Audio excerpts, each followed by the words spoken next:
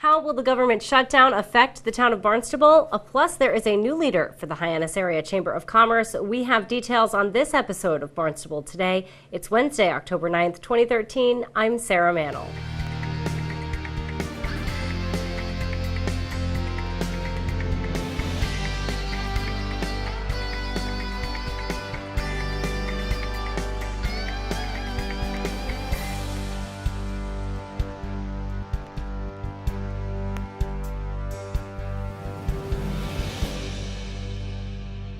The Hyannis Area Chamber of Commerce has a new chair. Outgoing chair Judy Crocker welcomed new chair Eliza Cox at the organization's annual dinner last night in Mashpee. Cox is an attorney for the law firm Nutter, McLennan and Fish.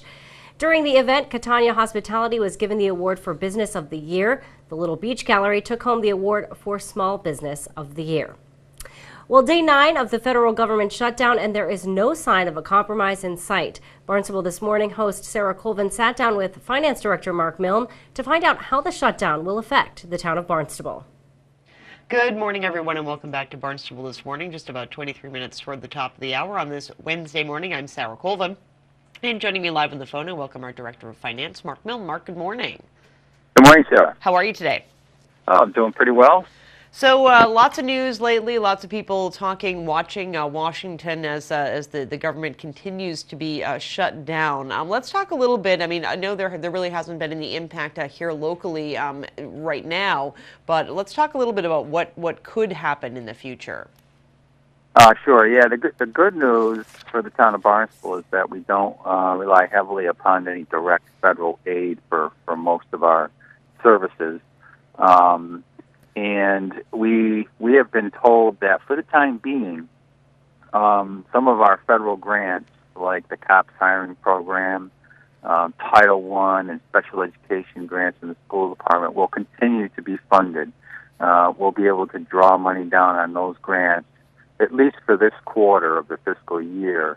If this thing extends beyond, this quarter, because those grants are forward funded by a quarter, then we could start running into the situation where we can't draw down against those grants anymore. So for the time being, we're okay, but an extended shutdown we could start to see some cash flow problems.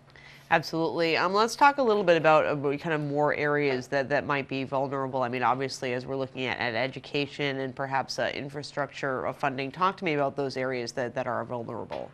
Yeah, our largest infrastructure program that involves federal funding is out at the airport with the Airport Improvement Program. So they would be the most vulnerable to a prolonged shutdown and or the inability to extend the debt ceiling. If the federal government stops spending money, if they don't agree to extend the debt ceiling, then we could see some real slowdowns in the infrastructure area as far as approving projects to do out at the airport. That's our largest infrastructure area that involves federal money. We really haven't had much others since the ARA funds had stopped being dispersed. So in the area of infrastructure, that's really the only one. But we do have another area that involves the operating budget, which would be the CDBG grant program, and that one we could see some slowdowns there as well.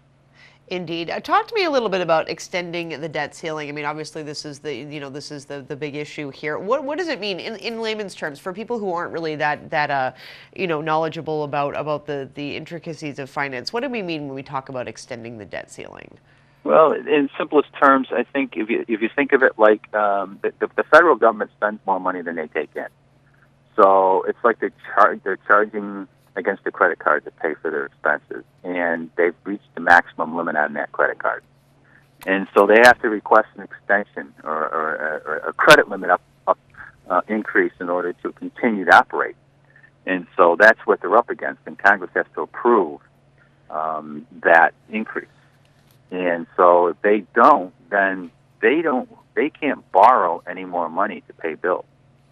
And so they have to those just stop spending. And I think you read about in the papers, the things that are most vulnerable are those services that are directly dependent upon federal aid, whether it's the WIC program for families or veterans benefits and things like that. So when you're spending more money than you can take in, you got to borrow it, and that's the situation. And they're fighting over right now. They're holding the inability to borrow more money hostage with other things that they want to do. So.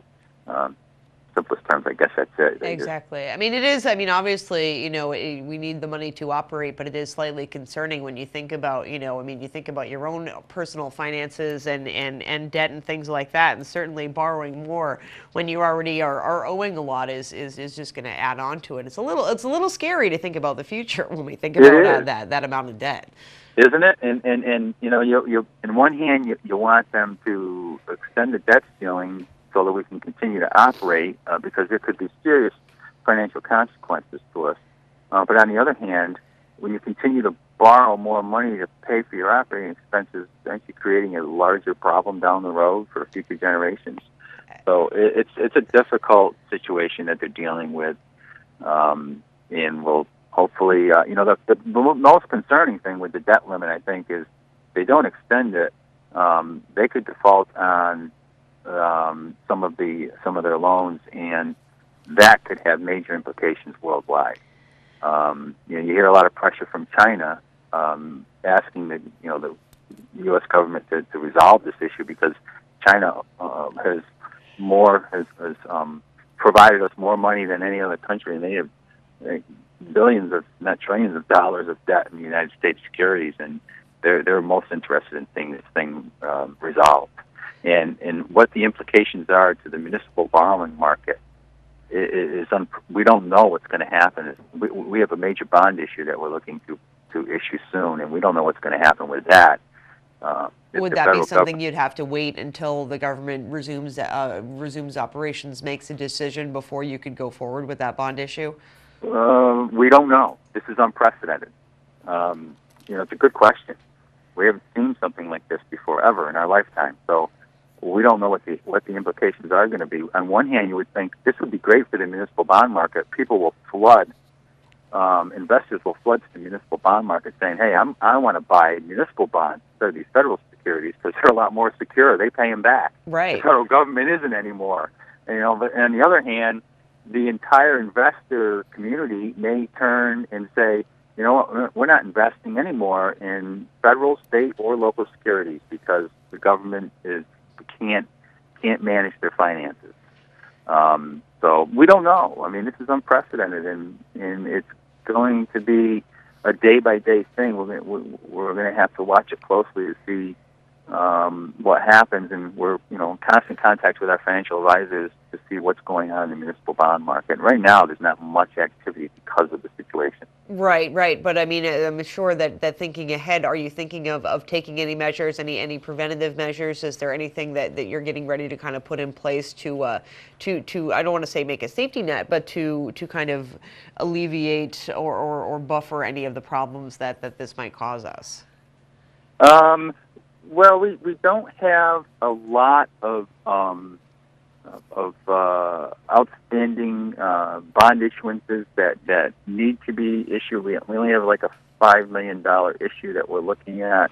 But we are going to have to, when we put together our budget for fiscal year 15, we're going to have to closely watch what happens to all the programs that are funded with federal grants, like the special education grants, the Title I grants, the COP signing program, and see if there may be an operating budget impact that we're going to have to account for sooner than we anticipated. So we're going to have to be very cautious going forward in adding any additional services to the operating budget, because any capacity that we have to add may have to be consumed by these federally funded programs, which could shrink as a result of what's going on in Washington.